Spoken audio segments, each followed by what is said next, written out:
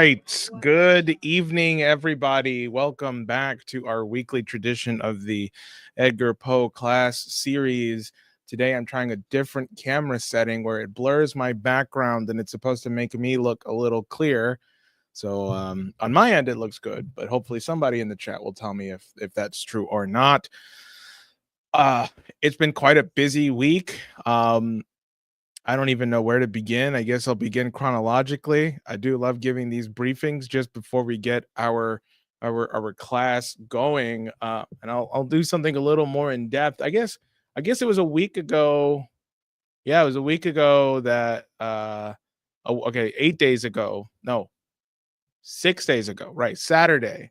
We went out. So literally the day after I did this program last week, there were some people in this room who came out with us into the streets, and we went into the Bronx, and we had 50 people sign up and become people who want to be volunteers, get updates on the campaign, just generally know what's going on. And I think actually I'm going to pull up some of the pictures from that deployment, and I posted these on my social media, and I'll pull these up right now. Oh, I only posted a video about it. Okay, I didn't post pictures of it, but I'm still generally connect my other computer here. But yeah, we had 50 people who came to the table at one point and signed up and said they wanted to get updates on the campaign. And that was just only being out on Saturday for about 3 hours or so. I'm sure we could have. Hello, William. Thank you for coming. I'm sure we could have gotten more if we had stayed out longer. But of course, we have other things to do, other objectives to meet. And tomorrow it's actually going to be raining. But we do have a plan where we're going to take tomorrow to be a catch-up day, and we may even make some new signs, So if you have sign ideas, design ideas, please feel free to send them my way, or just suggestions work too. We need some updated relevant signs for the situation so that we can use them out in the streets so people can come over and have a real dialogue with us. Then later that night on Saturday, I got word that Dr. Mark Perlmutter, a doctor who was in Gaza for the last 3 weeks, just got back from Gaza. And some people may remember that his hospital was targeted. Supposedly they were going after a Hamas executive, and the hospital at which he works at was bombed. Thank you. Somebody has kindly sent me some pictures from our deployment last week. I'm going to try to pick the one where I look the best in. But some people may remember that, this Dr. Mark Perlmutter and Dr. Feroz were there in Gaza. Their hospital was targeted. The floor in which they work in was bombed, and they were almost hurt. One person did die, a 17-year-old boy that Dr. Feroz himself was treating. And as Dr. Feroz would later say on X, if he had actually been allowed to treat the guy, he would have gone home the next day.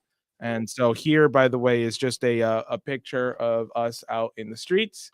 As you can see, it's me and some volunteers and the sign that says Bricks plus Jose. It's very funny. And I was glad that we were out there and we did that. Now, then I interviewed Dr. Mark Perlmutter as he landed in Kennedy Airport. And you can find that interview up on my social media channels on X and whatnot. And you can... So, okay, great. Yeah, and you can find that interview up on my social media channels, on my Instagram, on my X, and on my YouTube channel. And then what we did was we reproduced that interaction into a leaflet. We documented it in a leaflet. We made a QR code for it that same night. And then I got up at 6 a.m. I printed a couple hundred, maybe more, 500. That's right, 500 leaflets, and detailing what was said in the interview between Mark and I, the chronology of how he got to where he was. And then we went to an Eid prayer, where there were thousands of people in the Bronx in one particular park praying at 7 a.m. We went there as they dispersed around 8 a.m, and we got out as many leaflets as we could. People recognized me in that area. People recognized the campaign, and they were happy to see us there. Then we went to a Munter Isaac event later that same day at Riverside Church. And then we were able to give those same leaflets to the people who were there. We spoke with Munter Isaac directly. And overall, it was just a very productive day as well. Now, if some of you actually have been watching some of what's been going on with the hearings, thank you very much, all red to do rojo. I appreciate the fits.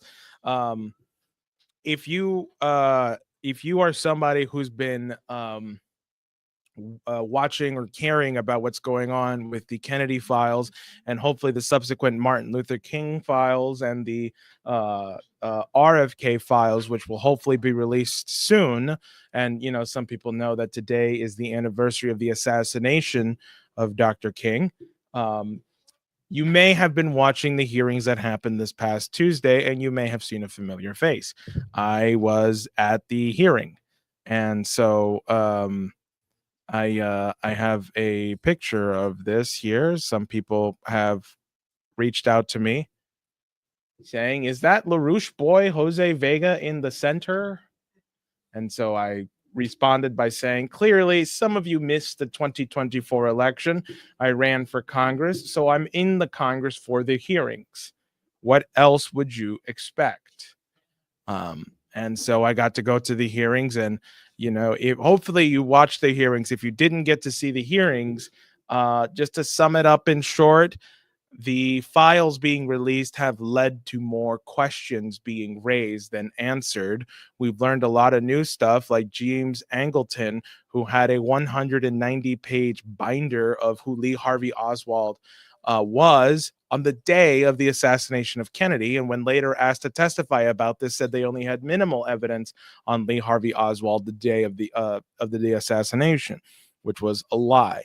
There were a lot of loose threads that were identified, and it only goes to show that it's imperative that we figure out what actually happened and what the conspiracy really was behind trying to kill the president, because those same rogue elements that exist in our intelligence community back then may still exist today and may be a big cause or explanation or the beginning of an explanation as to the last 50 to 60 years of complete, utter intelligence failures.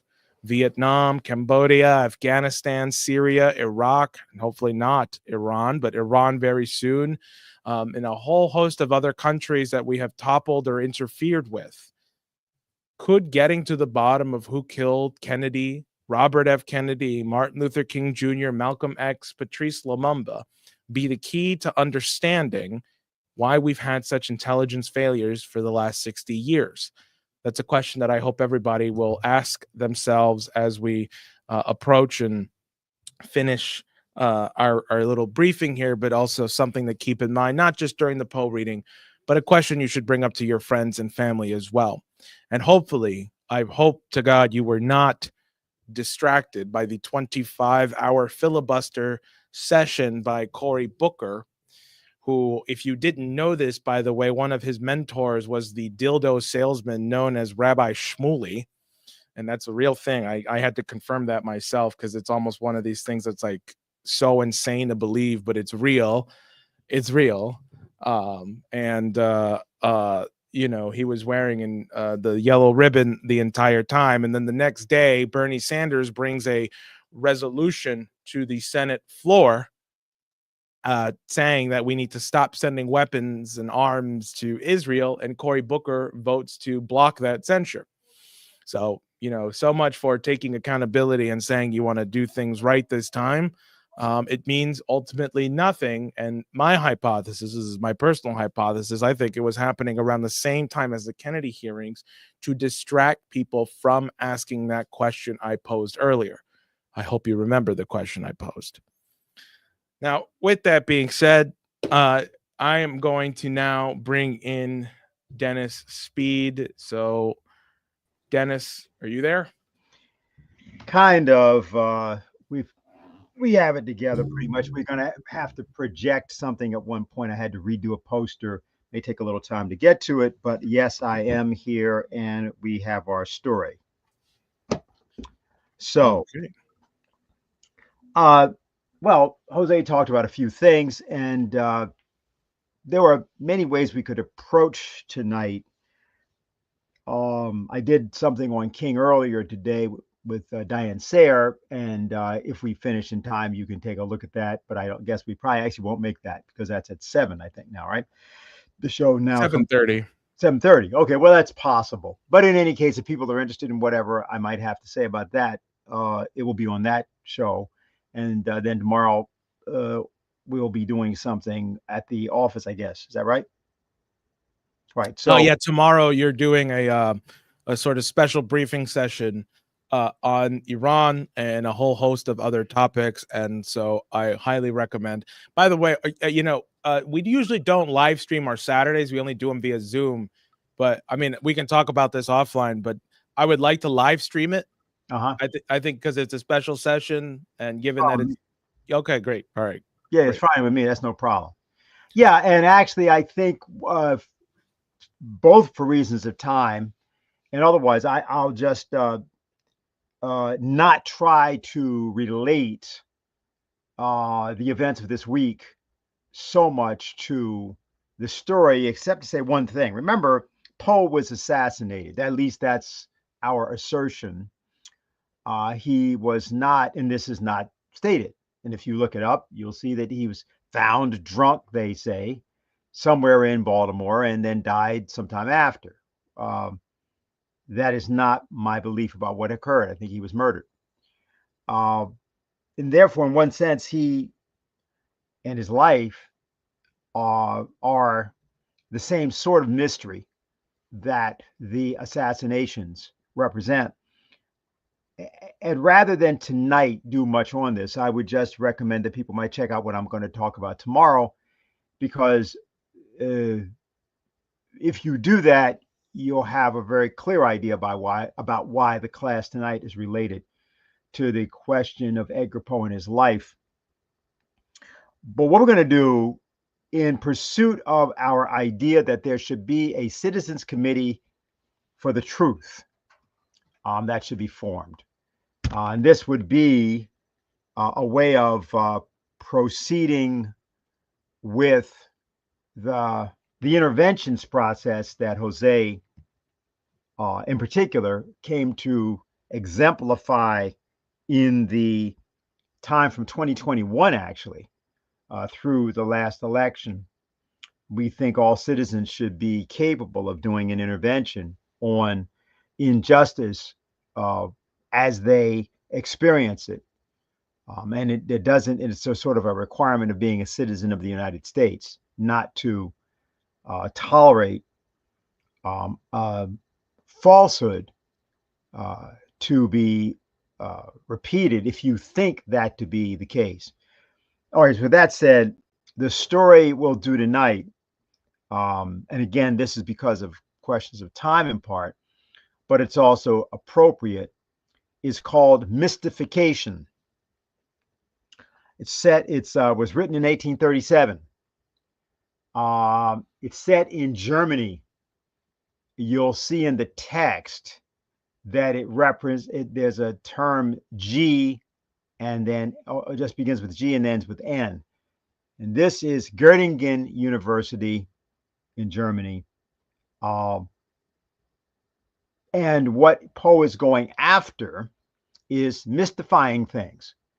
And he is in particular attacking a very specific kind of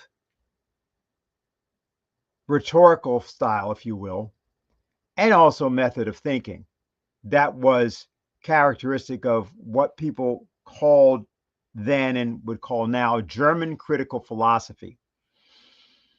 Uh, there's a quote from another story by Poe, which I'll start with, and it will give you an idea of what the problem was that he is attacking in Mystification.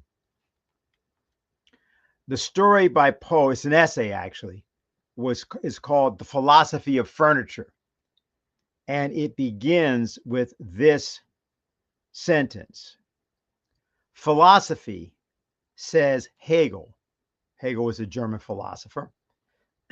Philosophy, says Hegel, is utterly useless and fruitless, and for this very reason is the sublimest of all pursuits, the most deserving of our attention, and the most worthy of our zeal.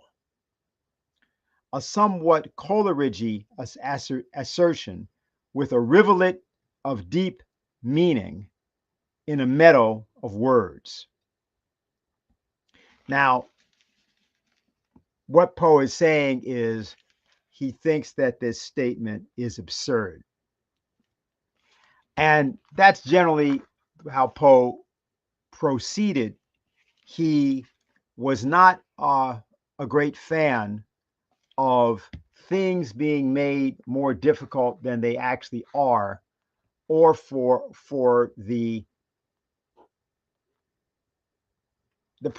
practice in German critical philosophy of making something very difficult, which could be said rather without all of the meadow of words that he refers to, when you've just got a rivulet of meaning.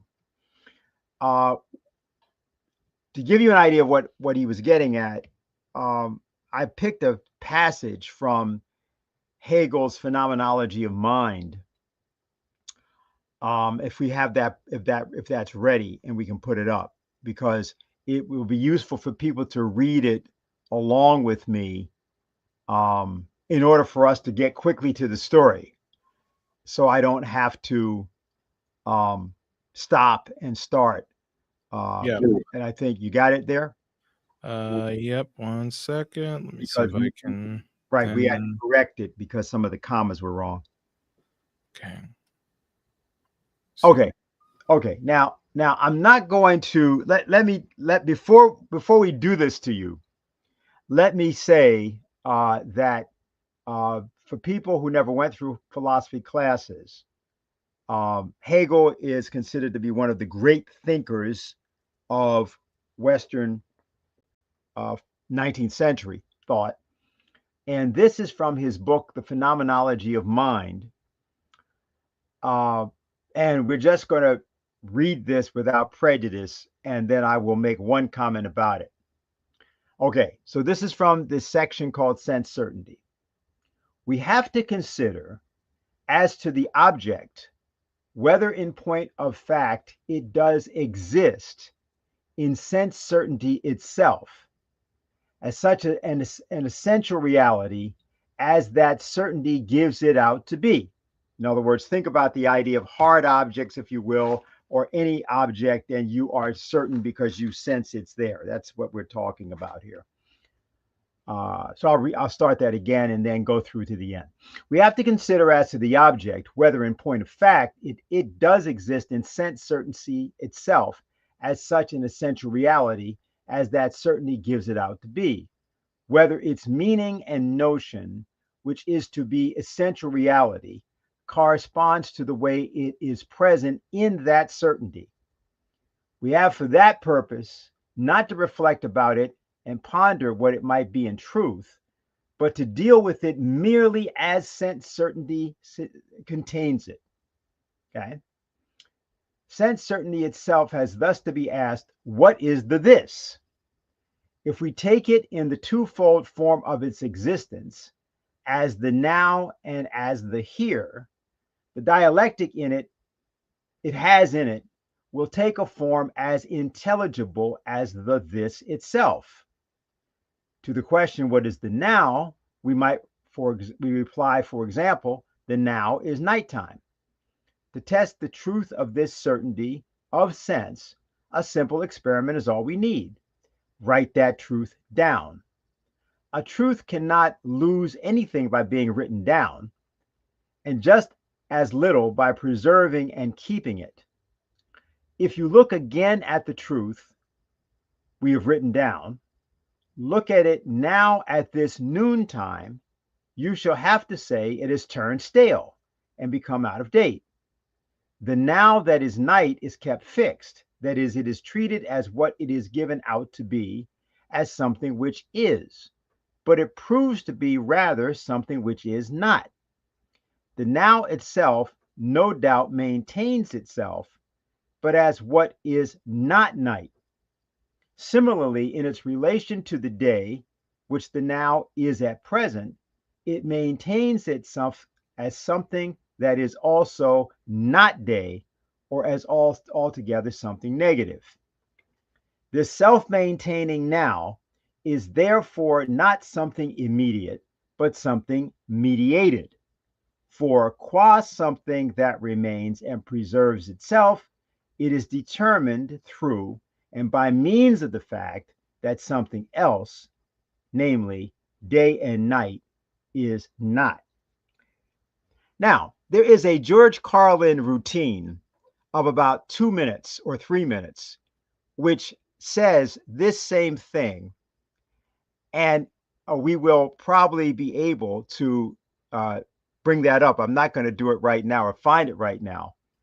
But if you see the George Carlin routine, you will understand what you just didn't understand. And it is this which Poe hates. That is the subject of our story. Yeah, but people take it seriously though. So it's like Uh, there were German armies that took it so seriously that a lot of people died between 1939 and 1945.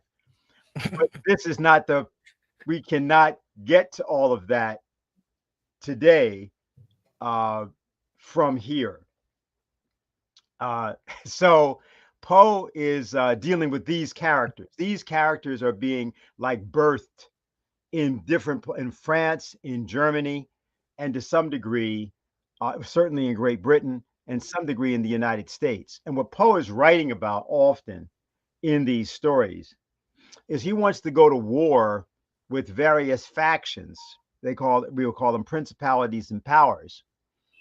But he doesn't want, you can't put the American people, the readers, through all this stuff. So what he does is will try to give a characterization by means of telling a story. Now, I know that people have been given the impression that Poe is a horror writer. He is not, but he does write about horrors like this kind of thinking.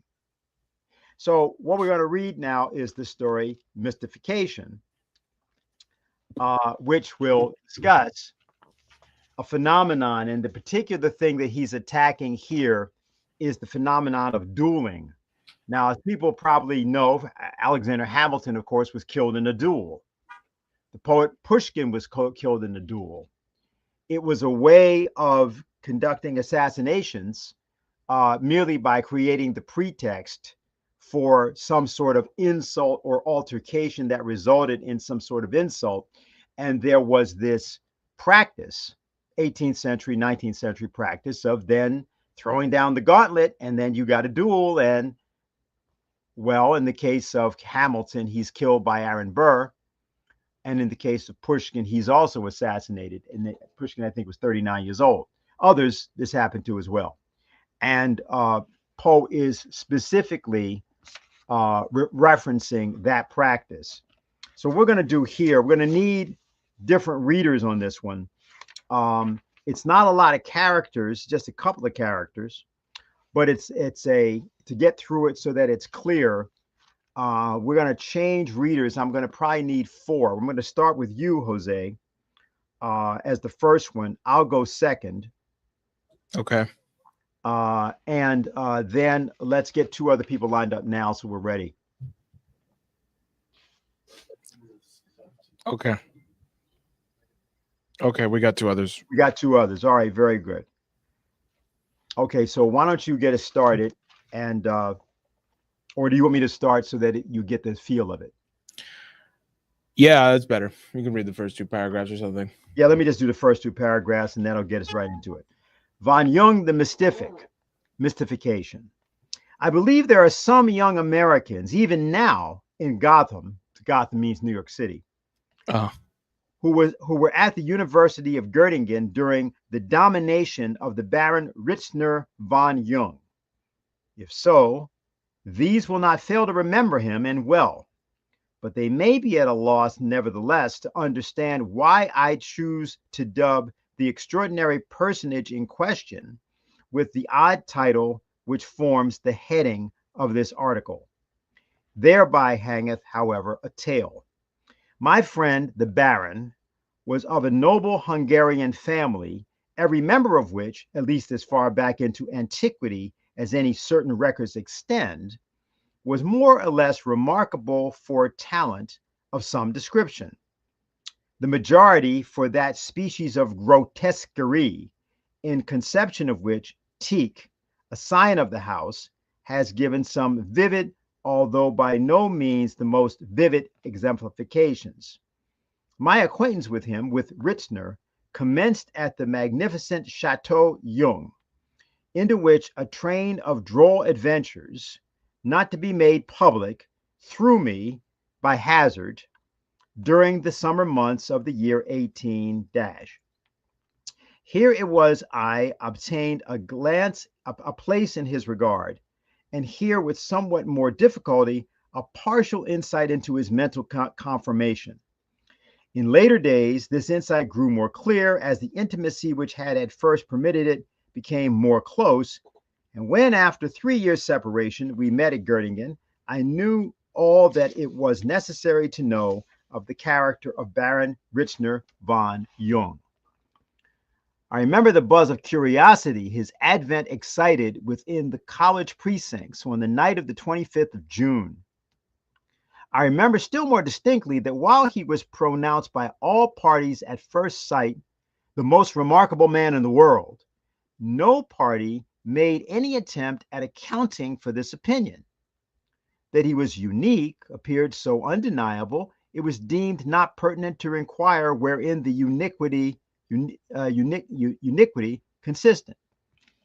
But letting this matter pass for the present, I will merely observe that from the first moment of his setting foot within the limits of the university, he began to exercise over the habits, manners, persons, purses, moral feelings, intellectual faculties, and physical propensities of the whole community which surrounded him, and influence the most extensive, the most absolutely despotic, yet at the same time, the most indefinitive, inappreciable, and altogether unaccountable.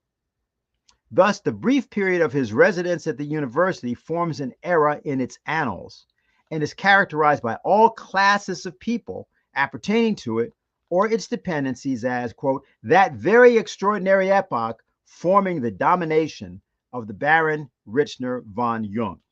Want to take it? I have seen, and be it here borne in mind, that gentlemen still living in Gotham who have been with myself witness of these things will have full recollection of the passages to which I now merely allude. I have seen, then, the most outrageously preposterous of events brought about by the most intangible and apparently inadequate of means. I have seen, what indeed have I not seen?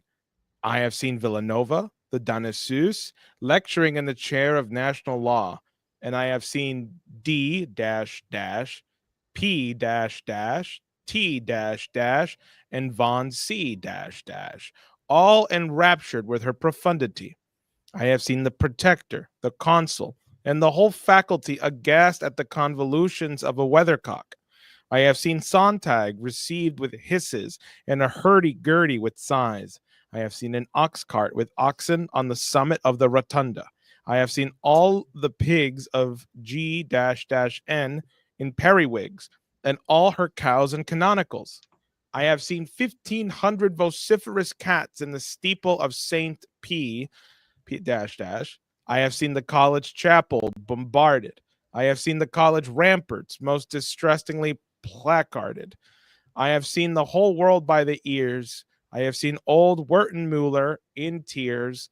And more than all, I have seen such events come to be regarded as the most reasonable, commendable, and inevitable things in creation through the silent yet all-pervading and magical influence of the dominator Baron Ritzner von Jung. Upon the Baron's advent to G, he sought me out in my apartments. He was then of no particular age, by which I mean that it was impossible to form a guess respecting his age by any data personally afforded. He might have been 15 or 50, and was 21 years and 7 months. In stature, he was about my own height, say 5 feet 8 inches. He was by no means a handsome man, perhaps rather the reverse. The contour of his face was somewhat angular and harsh. His forehead was lofty and very fair, his nose a snub, his eyes large, heavy, glassy, and meaningless. About the mouth there was more to be observed. The lips were gently protruded and rested the one upon the other after such fashion that it is impossible to conceive any, even the most complex combination of human features, conveying so utterly and so singly the idea of unmitigated gravity, solemnity, and repose. My readers have thus the physical baron before them. What I shall add respecting those mental peculiarities to which I have as yet only partially adverted will be told in my own words. For I find that, in speaking of my friend, I have been falling unwittingly into one of the many odd literary mannerisms of the dominator Baron Ritzner von Jung. I'll read one more paragraph. I'll pass it. It will be perceived, no doubt, from what I have already said, that the Baron was neither more nor less than one of those human anomalies now and then to be found, who make the science of mystification the study and the business of their lives. For this science, a particular turn of mind gave him instinctively the cue, while his physical appearance afforded him unusual facilities for carrying his projects into effect. I firmly believe that no student at G during that renowned epoch, so quaintly termed the domination of the Baron Ritzner von Jung, ever rightly entered into the mystery which overshadowed his character. I truly think that no person at the university, with the exception of myself, ever suspected him to be the mystery which overshadowed his character. Oops, sorry. Oh, did I read that right? No, be Yeah, capable of a joke. sorry. With the exception of myself, ever suspected him to be capable of a joke, verbal or practical. The old bulldog at the garden gate would sooner have accused the ghost of Been Heraclitus. accused. Oh, would have. Ours is different. Oh, okay. The old bulldog at the garden gate would sooner have been accused of making a joke, in other words. Go ahead. The ghost of Heraclitus, or the wig of the emeritus professor of theology. This, too, when it was evident that the most egregious and unpardonable of all conceivable tricks, whimsicalities, and buffooneries were brought about, if not directly by him, at least plainly through his intermediate agency or connivance. The beauty, if I may so call it, of his art mystique lay in that consummate ability, resulting from an almost intuitive knowledge of human nature and the most wonderful self-possession, by means of which he never failed to make it appear that the drolleries he was occupied in bringing to a point arose partly in spite and partly in consequence of the laudable efforts he was making for their prevention and for the preservation of the good order and dignity of Alma Mater. The deep, the poignant, the overwhelming mortification which, upon each such failure of his praiseworthy endeavors, would suffuse every lineament of his countenance, left not the slightest room for doubt of his sincerity in the bosoms of even his most skeptical companions. The adroitness, too, was no less worthy of observation by which he contrived to shift the sense of the grotesque from the creator to the created, from his own person to the absurdities to which he had given rise. How this difficult point was accomplished, I have become fully aware by means of a long course of observation on the oddities of my friend, and by means of frequent dissertations on the subject from himself, but upon this matter I cannot dilate. In no instance, however, before that of which I speak, have I known the habitual mystific escape, the natural consequence of his maneuvers, an attachment of the ludicrous to his own character and person. Continually enveloped in an atmosphere of whim, my friend appeared to live only for the severities of society, and not even his own household have for a moment associated other ideas than those of the rigid and august with the memory of the Baron Ritzner von Jung. All right. You want to take over? You could sit here. I'll switch with you.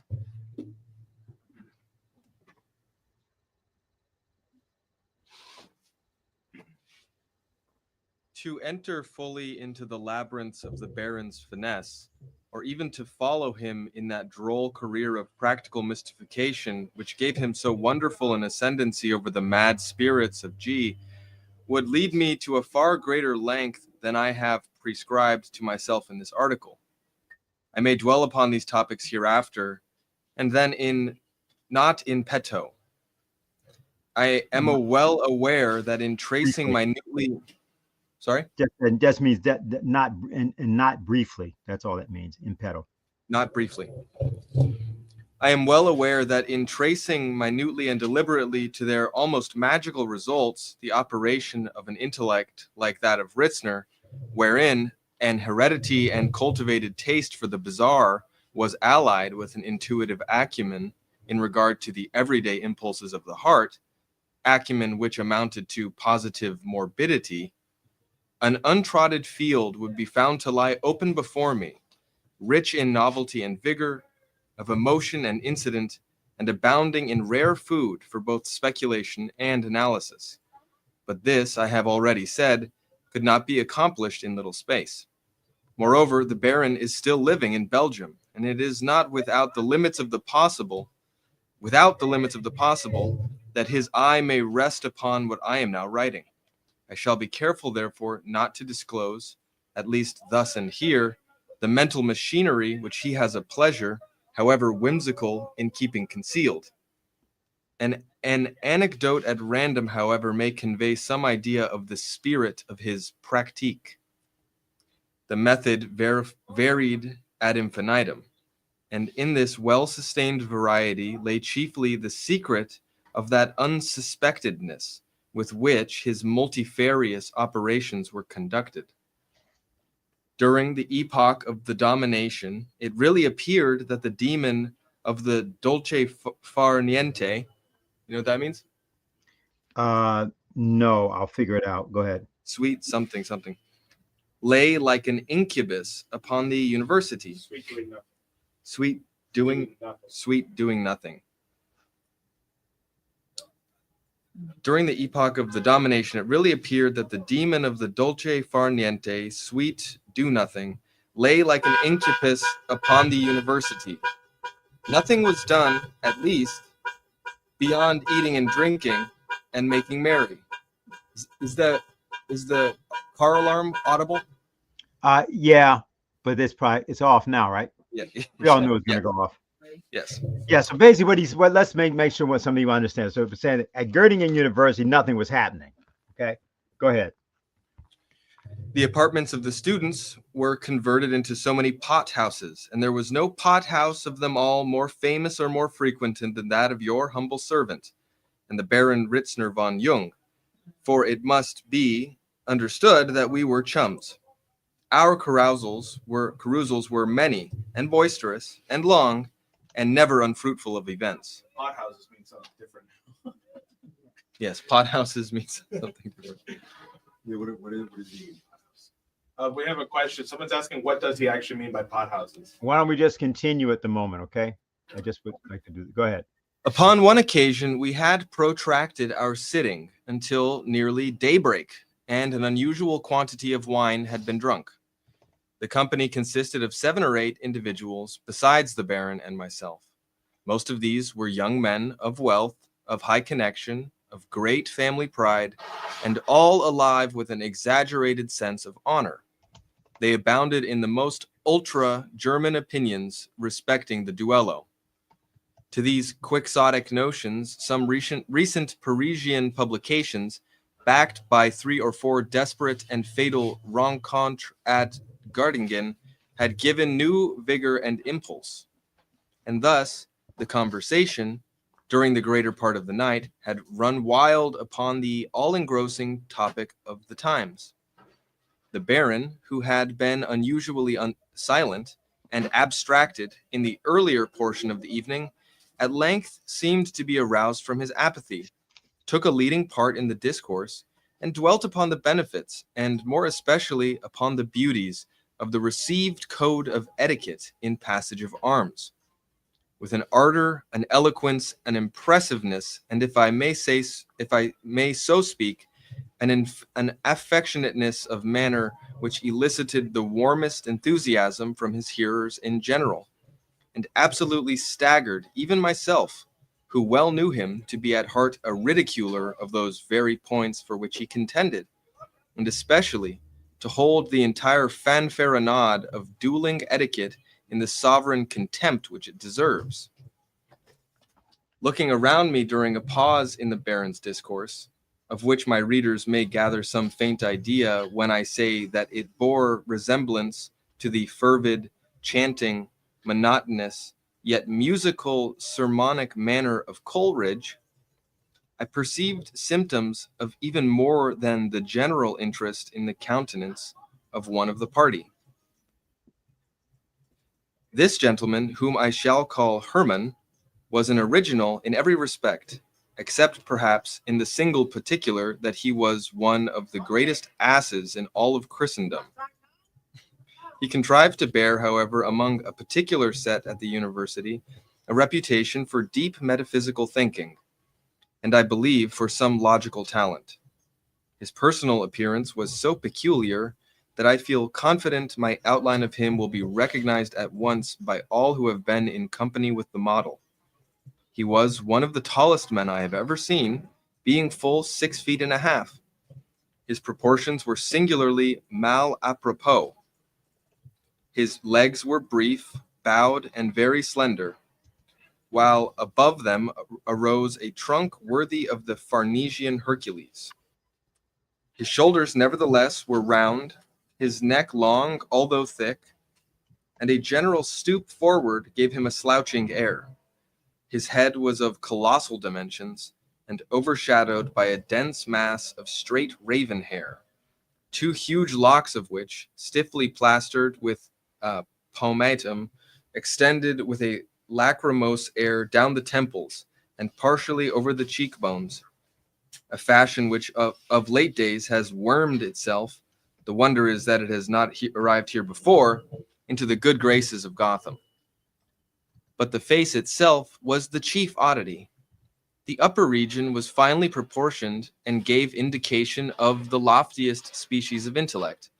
The forehead was massive and broad, the organs of ideality over the temples, as well as those of causality, comparisons, and eventuality, which betray themselves above the os frontis, being so astonishingly developed as to attract the instant notice of every person who saw him. The eyes were full, brilliant, beaming with what might be mistaken for intelligence, and well relieved by the short, straight, picturesque-looking eyebrow, which is perhaps one of the surest indications of general ability. The aquiline nose, too, would have done honor to a Hebrew medallion. Certainly nothing more magnificent was ever beheld, nothing more delicate nor more exquisitely modeled. All these things were well enough, as I have said. It was the inferior portions of the visage which abounded in deformity, and which gave the lie instanter to the tittle-tattle of the superior. The upper lip, a huge lip in length, had the appearance of being swollen as by the sting of a bee, and was rendered still more atrocious by a little spot of very black mustachio immediately beneath the nose. The underlip, apparently disgusted with the gross obesity of its fellow, seemed bent upon resembling it as little as might be, and getting as far removed from it as possible. It was accordingly very curt and thin, hanging back, as if utterly ashamed of being seen, while the chin, retreating still an inch or two farther, might have been taken for anything in the universe but a chin. In this abrupt, oh sure, do you want to read, Adrian?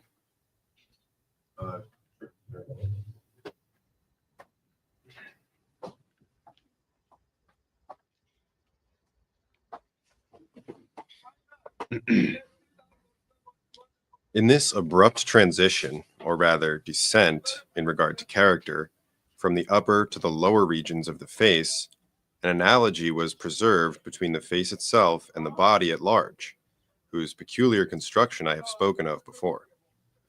The result of the entire conformation was that opinions directly conflicting were daily entertained in respect to the personal appearance of Hermann. Erect, he was absolutely hideous, and seemed to be, what in fact he really was, a fool. At table, with his hands covering the lower part of his visage, an attitude of deep meditation which he much affected, Truly, I never witnessed a more impressive tableau than his general appearance presented. As a duelist, he had acquired great renown, even at Göttingen. I forget the precise number of victims who had fallen at his hands, but they were many. He was a man of courage, undoubtedly, but it was upon his minute acquaintance with the etiquette of the duello and the nicety of his sense of honor that he most especially prided himself. These things were a hobby which he rode to the death. To Ritzner, even upon the lookout for the grotesque, his peculiarities, bodily and mental, had for a long time past afforded food for mystification. Of this, however, I was not aware, although in the present instance I saw clearly that something of a whimsical nature was upon the tapis with my chum, and that Hermann was its especial object. As the former proceeded in his discourse, or rather monologue, I perceived the excitement of Hermann momentarily increasing. At length he spoke, offering some objection to a point insisted upon by R, and giving his reasons in detail. To these the Baron replied at length, still maintaining his exaggerated tone of sentiment, and concluding, in what I thought very bad taste, with a sarcasm and a sneer. The hobby of Hermann now took the reins in his teeth. This I could discern by the studied, hair-splitting farrago of his rejoinder. His last words I distinctly remember. Quote, "Your opinions, allow me to say, Baron von Jung, although in the main correct, are in many nice points discreditable to yourself and to the university of which you are a member. In a few respects, they are even unworthy of serious refutation. I would say more than this, sir, were it not for the fear of giving you offense." Here the speaker smiled blandly. "I would say, sir, that your opinions are not the opinions to be expected from a gentleman." End quote. As Hermann completed this equivocal sentence, all eyes were turned upon the Baron. He became very pale, then excessively red, then, dropping his pocket handkerchief, stooped to recover it, when I caught a glimpse of his countenance while it could be seen by no one else at the table. It was radiant with the quizzical expression which was its natural character, but which I had never seen it assume except when we were alone together, and when he unbent himself freely. In an instant afterwards he stood erect, confronting Hermann, and so total an alteration of countenance in so short a period I certainly never witnessed before. For a moment I even fancied that I had misconceived him, and that he was in sober earnest. He appeared to be stifling with passion, and his face was cadaverously white. For a short time he remained silent, apparently striving to master his emotion. Having at length seemingly succeeded, he reached a decanter which stood near him, saying, as he held it firmly clenched, "The language you have thought properly to employ, Mynheer Hermann, in addressing yourself to me, is objectionable in so many particulars that I have neither temper nor time for specification. That my opinions, however, are not the opinions to be expected from a gentleman is an observation so directly offensive as to allow me but one line of conduct. Some courtesy, nevertheless, is due to the presence of this company and to yourself at the present moment as my guest. You will pardon me, therefore, if upon this consideration I deviate slightly from the general usage among gentlemen in similar cases of personal affront.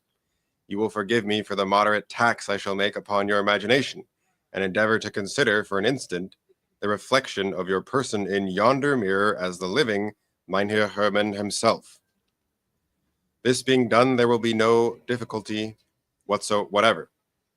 I shall discharge this decanter of wine at your image in yonder mirror, and thus fulfill all the spirit, if not the exact letter, of resentment for your insult, while the necessity of physical violence to your real person will be obviated." End quote.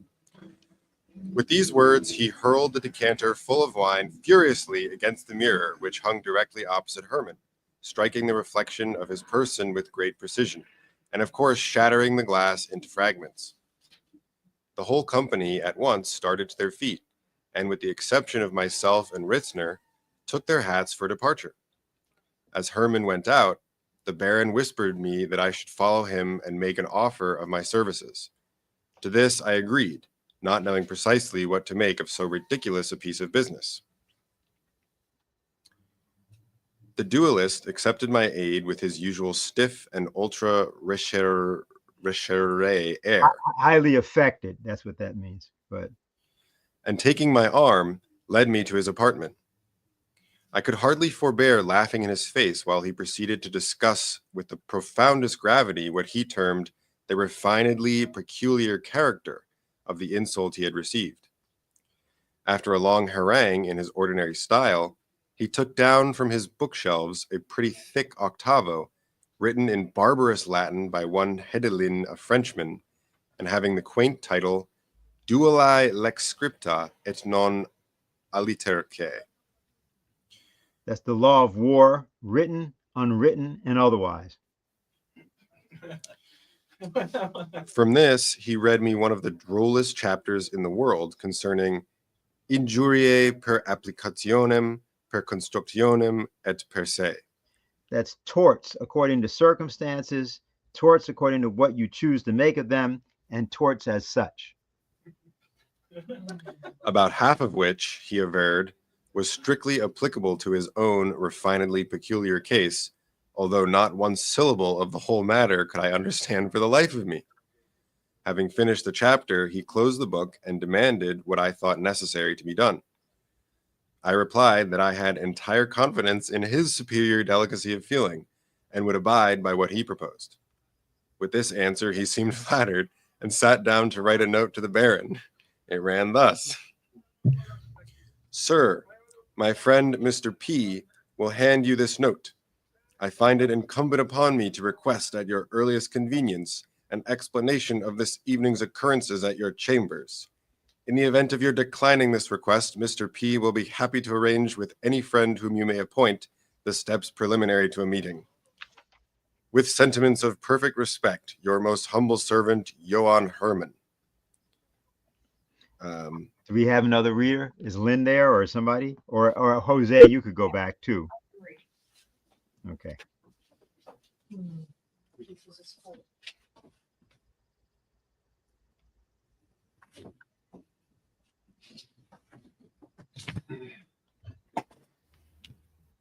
Not knowing what better to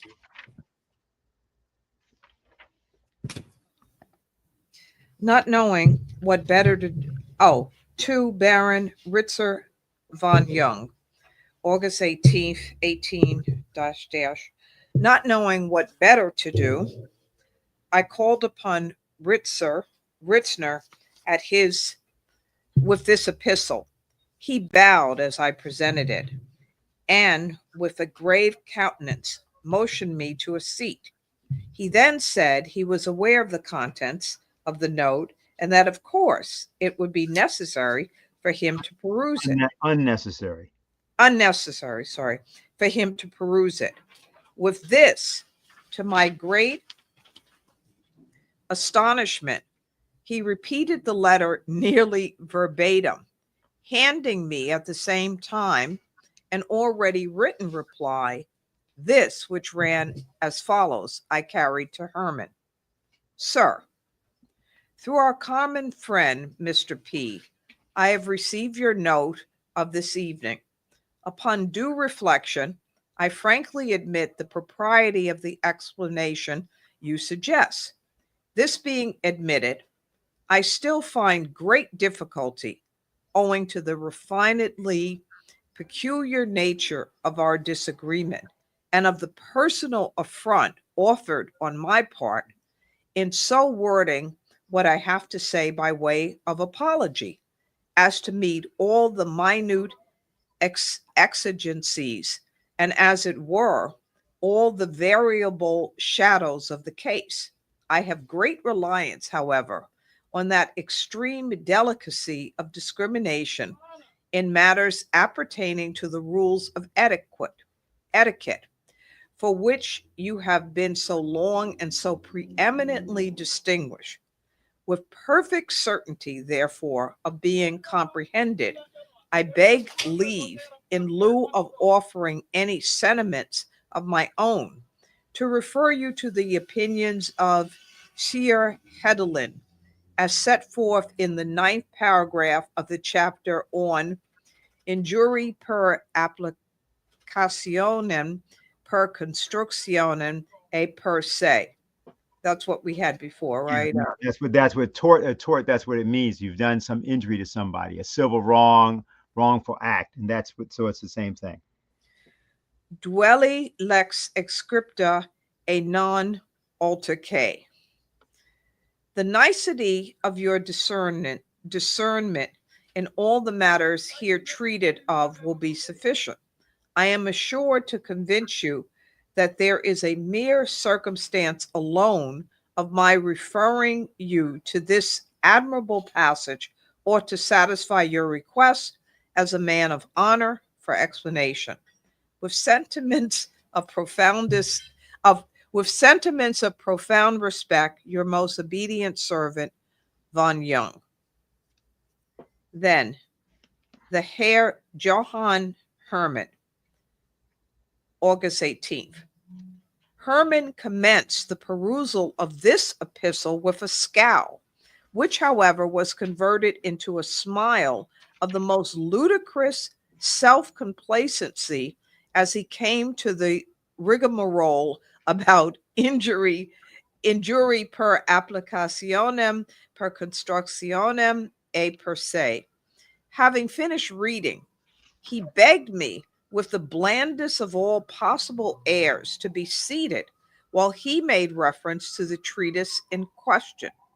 Turning to the passage specified, he read it with great care to himself, then closed the book and desired me, in my character of confidential acquaintance, to express to the Baron von Jung his exalted sense of his chivalrous behavior, and in that of second, to ensure him that the explanation offered was the fullest, the most honorable, and the most unequivocally satisfactory nature. Somewhat amazed at all this, I made my return to the Baron. He seemed to receive Hermann's amicable letter as a matter of course, and after a few words of general conversation, went to an inner room and brought out the everlasting treatise, Duele lex scripta a non alterque. Let's just say what that is again: the law of war, written, unwritten, and otherwise. Okay. He handed me the volume and asked me to look over some portion of it. I did so, but to little purpose, not being able to gather the least particle of definite meaning. He then took the book himself and read me a chapter aloud. To my surprise, what he read proved to be a most horribly absurd account of a duel between two baboons. He now explained the mystery, showing that the volume, as it appeared prima facie, was written upon the plan of the nonsense verse of Dubartas. That is to say, the language was ingeniously framed as to present to the ear of the outward signs of intelligibility and even of profound analysis, while in fact not a shadow of meaning existed except in insulated sentences. The key to the whole was found in leaving out every second and third word alternately, when there appeared a series of ludicrous quizzes upon the duello or duello. The Baron afterwards informed me that he had purposely thrown the treatise in Hermann's way 2 or 3 weeks before the adventure, and that he was satisfied from the general tenor of his conversation that he had studied it with the deepest attention and firmly believed it to be a work of unusual profundity. Upon this hint, he proceeded. Hermann would have died 1,000 deaths rather than acknowledge his inability to understand any and everything in the universe that had ever been written about the Drulo. That's it. That's the story. Okay. So what do people think? A pot house, by the way, just means like an ale house. Pot's just referred to, like a pot of liquor. That's what that means. Okay. Okay. Yeah. Okay. So it is kind of like today's universities. Yeah, basically, that's what they're saying. Nobody's doing anything. Poe was not a great fan of the university systems of the world, actually. Remember that we had that at William Wilson, Mm. Oxford in there and some other schools. Yeah. What do people think?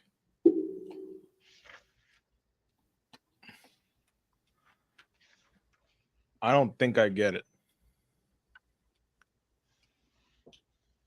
I mean, I see the connection to Hegel because there's like. You want to come up, Adrian? You can just sit where Robert's sitting. I just briefly want to say I see the connection to Hegel because there's like this one moment of like this confrontation between these two people, and then they both kind of retreat into their corners and like, oh, what's going on? Like, I gotta think about all this, and like, isn't even like what is I have to like write about this and like have to be like hyper aware and process all of it, and it's almost seems like existential or something. Well, yeah, there are some parts of the story which are absurd, but I feel like the only part of the story which is really absurd, like truly absurd, is when he responds to the implied challenge of the duel by throwing his wine glass at the mirror and like giving that weird explanation of it. It's not a wine glass, it's a whole decanter, right? Like what you do, you take a bottle of wine and you put it into this decanter because you don't want to pour water. Sure, yeah, the decanter, the glass, but yeah, like that he throws that at the mirror. And then it becomes this like philosophical quandary. Yeah. It's sort of like throwing a gauntlet, but like not really.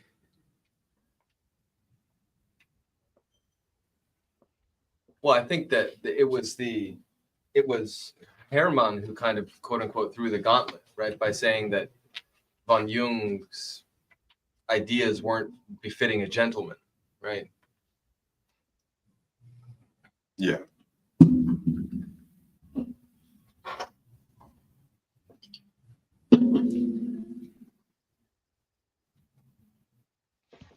Anybody else?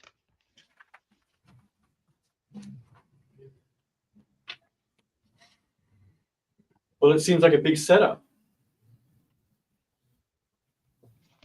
Like von Jung set it all up by having him read that thing in advance, right? Yeah. Let's read something that we read at the beginning, which Jose was reading. I have seen, and be it here borne in mind, that the gentlemen still living in Gotham who have been with myself witness of these things will have full recollection of the passages to which I now merely allude. I have seen then the most outrageously preposterous of events brought about by the most intangible and apparently inadequate of means. I've seen, what indeed have I not seen? I've seen Villanova, the danseuse, that means a ballet dancer, a female ballet, lecturing to the chair of national law. Oh, okay. Okay. I've seen DPT and Von C all enraptured with her profundity. You understand what he's saying? The ballet dancer comes in and she's talking about law. Now, actually, you see that kind of stuff with influencers all the time. Matter of fact, you see it all the time on the so-called, political commentators. I mean, Joe Rogan's a political commentator. Stephen Smith's a political commentator. Patrick Bet-David is a political commentator. Yeah, people ain't laughing now, right? Because that's as absurd, which obviously should strike everybody as being absurd. Rachel Maddow is a political commentator. Think about it. Anyway, then says, I have seen the protector, the council, and the whole faculty aghast at the convolutions of a weathercock. Okay, like in other words, a weather vane, right? Yeah. I have seen Sontag receive with hisses and a hurdy-gurdy with sighs. I have seen an ox cart with oxen on the summit of the rotunda. He's saying that somehow Von Jung got a bunch of ox on top of some roof somewhere with an ox cart, and he doesn't know how he did it. He says, I have seen the college chapel bombarded. I have seen the college ramparts most distressingly placarded, meaning there's a bunch of posters all over, the college. I've seen the whole world by the ears. I've seen old Muller in tears, so forth and so on. So what he's saying is that this Von Jung guy is a prankster. Mhm. Everybody thinks he's serious.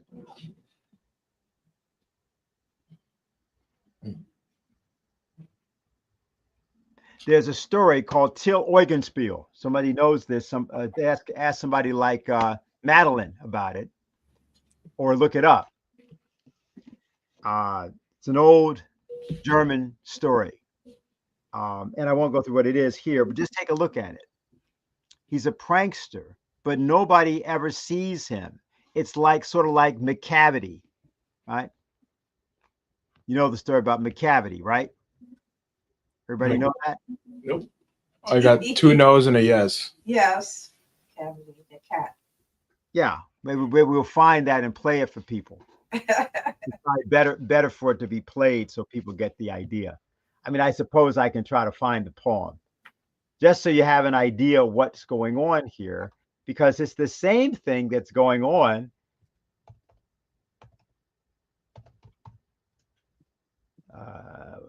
PDF. I got to get the PDF of the poem. Hold on. Maybe we can bring Wait, by T.S. Eliot? Yeah, that's it. Matt Cavity, the Mystery Cat? Yeah, that's it. You want me to pull this up? Yeah, and if you have, right. You have a recitation of it? No. Well, there is one actually. Let me see if I can find it, if I can get to it. It's just because it's easier if you hear a good one, but I got to find a good one. That's the problem. And if not, we'll just say it. Actually, you know what? Let's just do it. No, that's not going either. I can't find one. Okay, so we'll just bring up the PDF. Okay. The cavities, I see you have it there. Should you want? Can somebody read it? Yeah, I can do it. McCavity is a mystery cat. He's called the Hidden Paw, for he's the master criminal who can defy the law. He's the bafflement of Scotland Yard, the flying squad's despair. For when they reach the scene of crime, McCavity's not there. McCavity, there's no one like McCavity. He's broken every human law. He breaks the law of gravity. His powers of levitation would make a faker stare. And when you reach the scene of the crime, McCavity's not there. You may seek him in the basement. You may look up in the air. But I tell you once and once again, McCavity's not there. McCavity's a ginger cat. He's very tall and thin. You would know him if you saw him, for his eyes are sunken in. His brow is deeply lined with thought. His head is highly domed. His coat is dusty from neglect. His whiskers are uncombed. He sways his head from side to side with movements like a snake. And when you think he's half asleep, he's always wide awake. McCavity, there's no one like McCavity, for he's a fiend in feline shape, a monster of depravity. You may meet him in a by-street, you may see him in the square, but when the crime's discovered, then McCavity's not there. He's outwardly respectable. They say he cheats at cards, and his footprints are not found in any file of Scotland Yards. And when the larder's looted, or the jewel case is rifled, or when the milk is missing, or another peak's been stifled, or the greenhouse glass is broken, and the trellis past repair, there's wonder of the thing, McCavity's not there. And when the Foreign Office finds a treaty's gone astray, or the Admiralty lose some plans and drawings by the way, there may be a scrap of paper in the hall or on the stair, but it's useless to investigate. McCavity's not there. And when the loss has been disclosed, the Secret Service say it must have been McCavity, but he's a mile away. You'll be sure to find him resting or a licking of his thumbs or engaged in doing complicated long division sums. McCavity, there's no one like McCavity. There never was a cat of such deceitfulness and suavity. He always has an alibi and one or two to spare. At whatever time the deed took place, McCavity wasn't there. And they say that all the cats whose wicked deeds are widely known, I might mention Mungo Jerry, I might mention Griddlebone, are nothing more than agents for the cat who all the time just control their operations, the Napoleon of crime. What did you just read? Yeah, What did you just read? a poem about a cat who commits different kinds of No, crime. that's not what you just read. What did you just read? What do you mean? What did I just read? I just read You it. better go back and look at those last two verses. Yeah, why don't you read them again? Okay, I'll read them again. The last two verse. Yeah, the last two verses. Okay, hold on. I'll pull it up too so people can.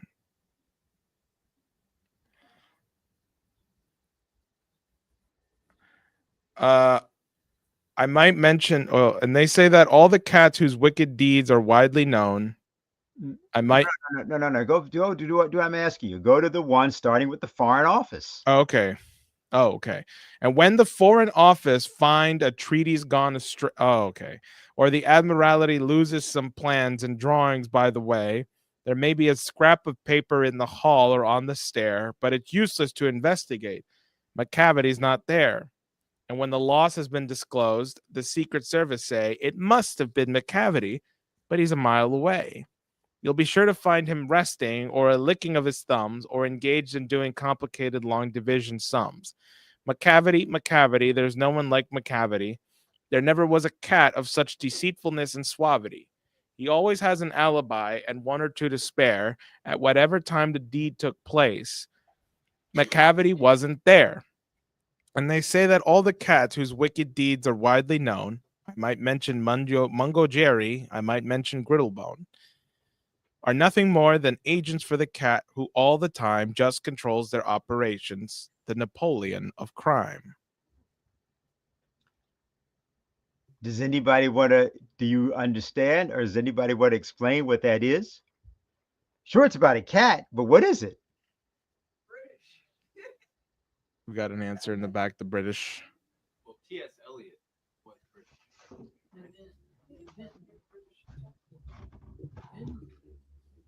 It's the method.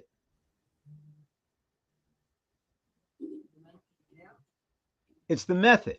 So the whole point of the story, right, which Poe's going through there is you've got these, he says this guy Hermann is one of the biggest asses going, but people believe that he's profound and he has some quality or some capacity for logic.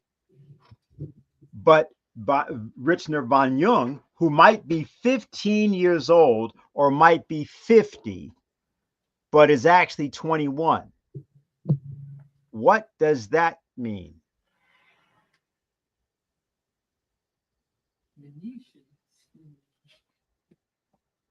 Well, no, but just think about it. It's the same as McCavity. It's the same thing. It's the same personality type.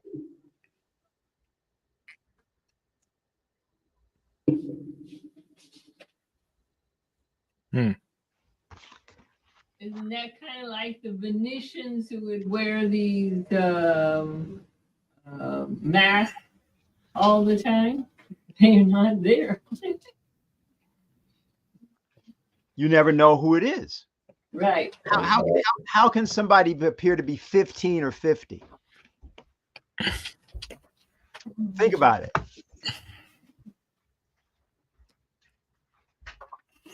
I guess my wife could do that.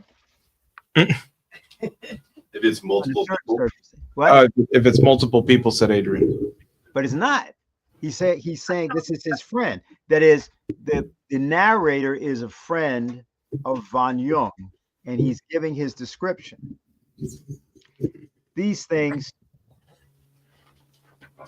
it will be perceived, no doubt, from what I have already said, that the Baron was neither more nor less than one of those human anomalies now and then to be found, who make the science of mystification the study and the business of their lives.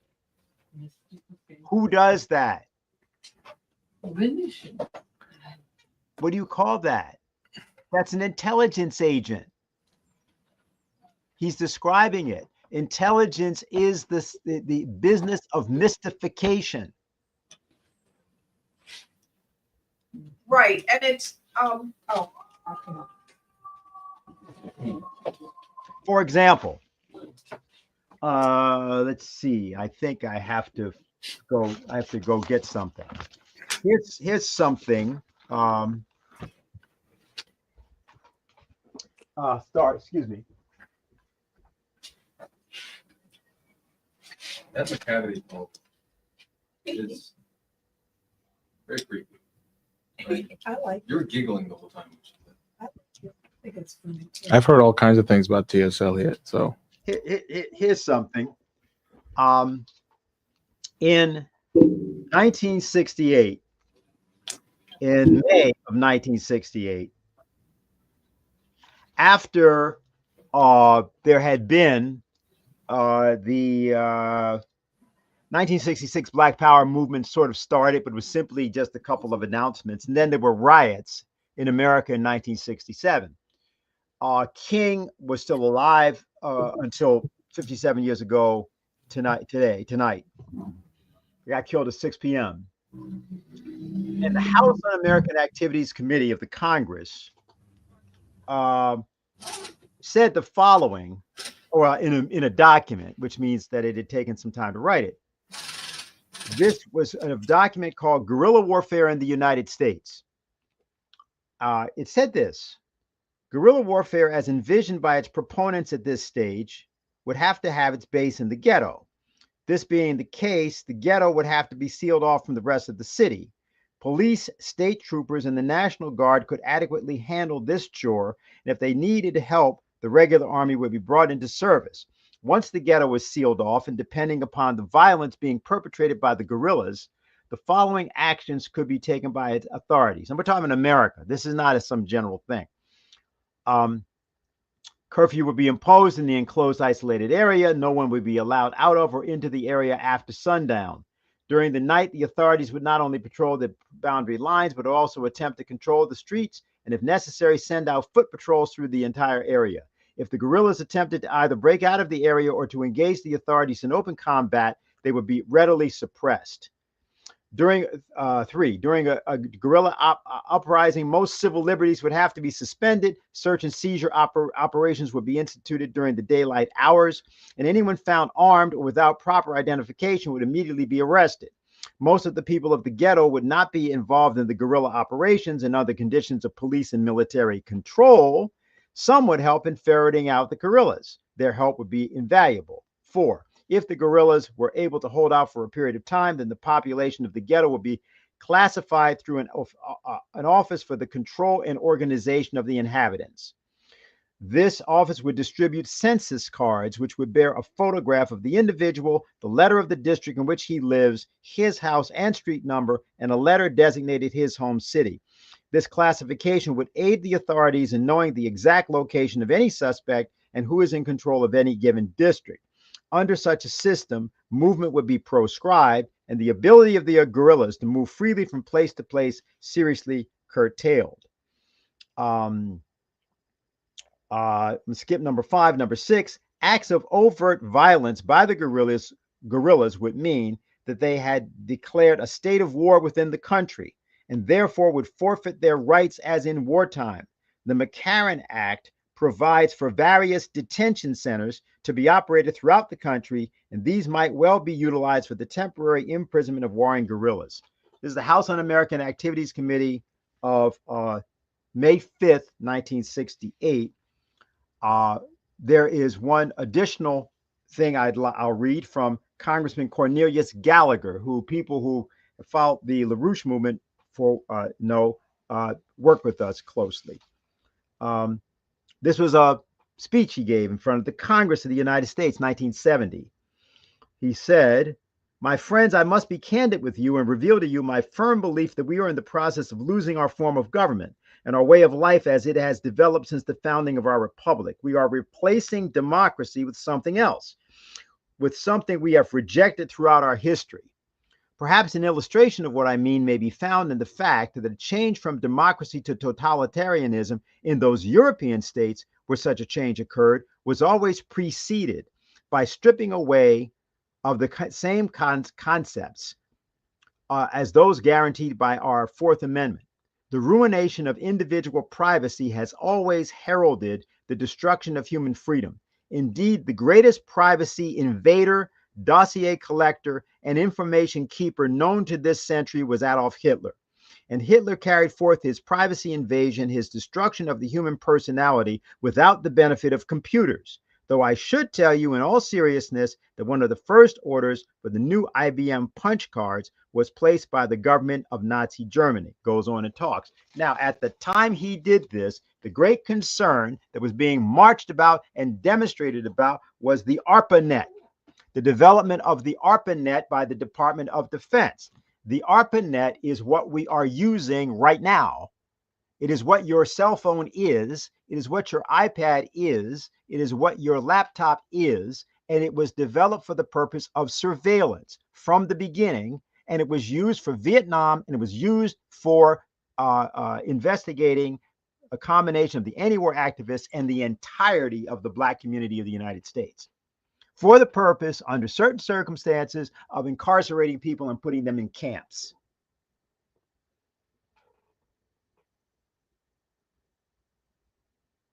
So to understand why this story is important, it is important to understand mystification. Why?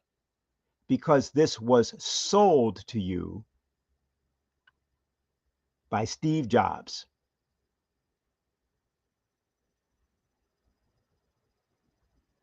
There were others who sold it to you, but he did the best job. Nobody did what he did in the famous 45-minute commercial that he did for the iPhone. And that's something that everybody should see, because there's never been a more important thing done to surface the domination of universal surveillance of any population in human history as that 45-minute sales pitch for the iPhone. Sure, the famous Apple commercial with the lady with the hammer and going after Big Brother. Yeah, that's important because they sold people on the idea of going with Big Brother by organizing against Big Brother. So that's true. So Big Brother became Little Brother, and we are all Little Brother. Yeah. Dennis. Yeah.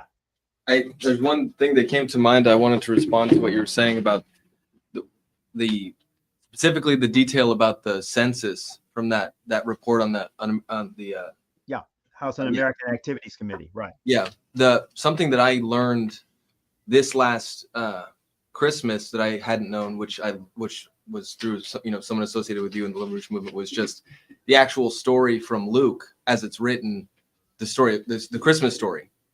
Oh. And the story of the manger. And this is something that actually Munther Isaac brought up in his most recent talk that we were at the other day. I think it was him, or it might have been the pastor of Riverside, but it was in the conversation, which is that the actual Christmas story, the very first sentence is, it came to pass in this time that there was a census that was put on all of the people, and so that's the story of Christ. And I know that was sort of the way that you wrote your briefing this morning with respect to the legacy of King, sort of tied that in poetically in a very beautiful way. But it seems to me that I don't know. I mean, when you talk about mystification, yeah. Yeah, no, actually, it's very important. One of our friends, he's the deceased, the late Hewlett Jack, who's the borough president of Manhattan, which is the same thing as being mayor back in the day, used to say that people who thought that they weren't political did not understand that you are political before you are born and you are political after you die. He said, look at what happens before you're born and as you're born with the filing of your baptismal certificate and your existence. And then look at what you have to do to be buried. You are a statistic. Now, that doesn't mean that's who you are. He wasn't saying that. He wasn't saying that your life is determined by those things. But he was trying to make the point that people say, I'm not political. He said, well, you don't have any choice.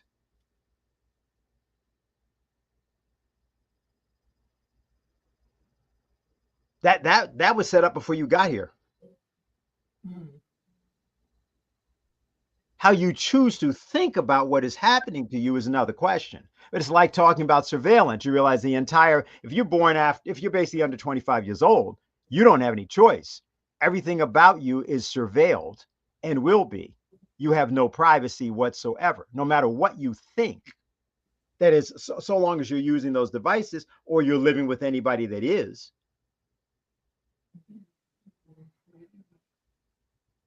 Privacy is a fiction.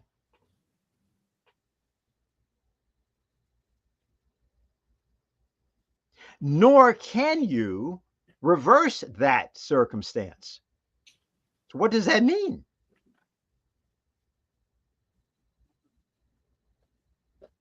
All right, now here's what it means minimally. Don't be mystified. Don't be bamboozled.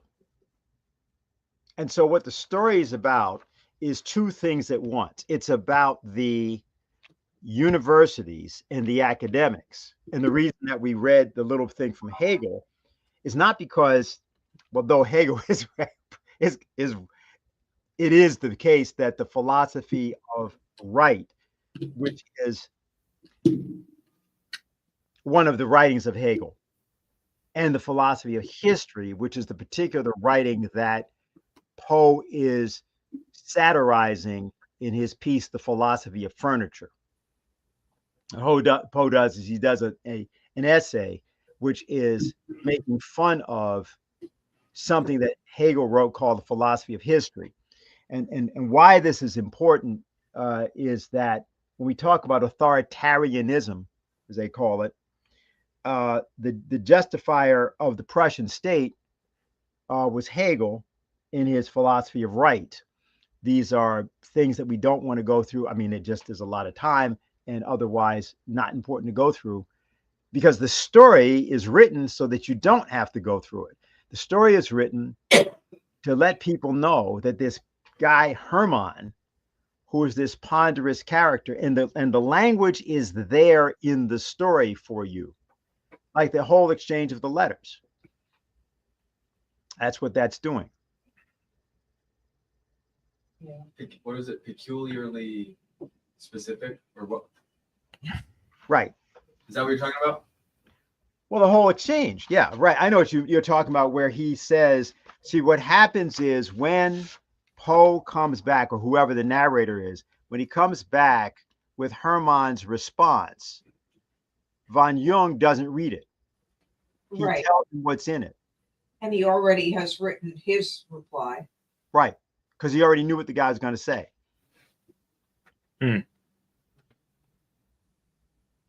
And that's why his friend gets a glimpse of this look he has on his face, right? Because underneath the table. Yeah, underneath the table, he's delighted, and then he gets up and changes his entire countenance to play the like he's completely upset. Right? He's out of control. He's upset. He's white hot. Yeah. None of which is true. All right. Right. So total an alteration of countenance in so short a period, I certainly never witnessed before. Yeah.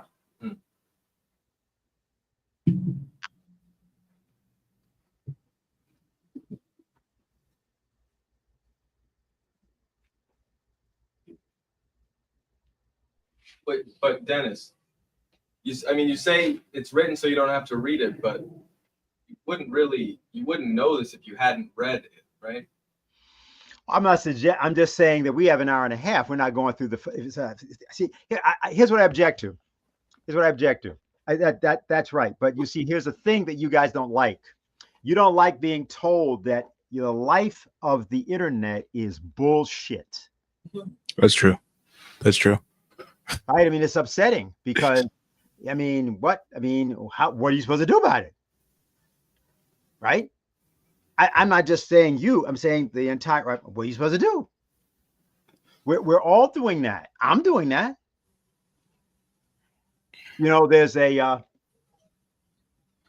line from a Beatles song, right? Penny Lane. It says the thing about a pretty nurse is serving poppies on a tray, and though she feels as if she's in a play, she is anyway.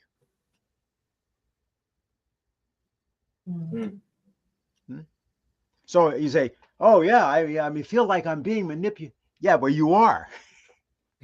You have to decide to step out of it. You can't just talk about how you think you're being affected. You have to do something that breaks the fourth wall, as they used to say in television. You have to be able to put your foot through the television screen. The only way you can do that is interventions. Because what will happen is if you do that, you'll discover something different. Let's take the Kennedy files. One of the most important things about the Kennedy files is what it's going to tell you about the King assassination. And one of the most important things about the King assassination files is what it's going to tell you about the Malcolm X and the Kennedy assassination, or the Black Panther Party assassinations of Fred Hampton. See, it's not what people are looking for, which is the problem, right? It's not the thing about, you're not going to find a smoking gun or something like that.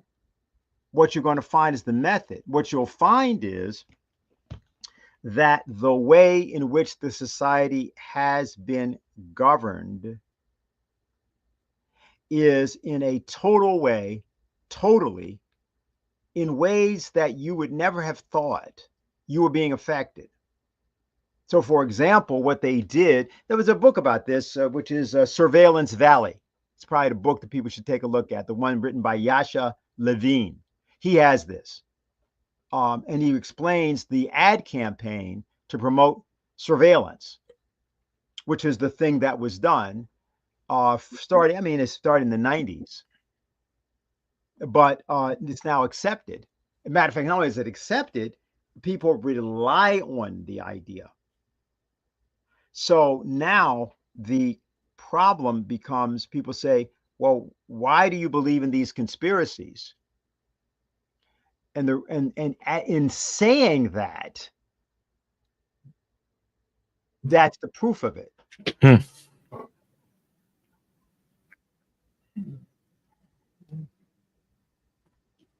So that's how this works. So but the investigations for the files are going to help us a lot.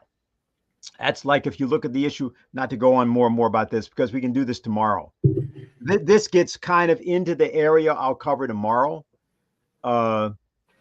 We did a little bit of it with this thing that's from a book called The Choice, The Issue of Black Survival in America. Yes, that is my original copy. You can see from the cover, it's a bit used.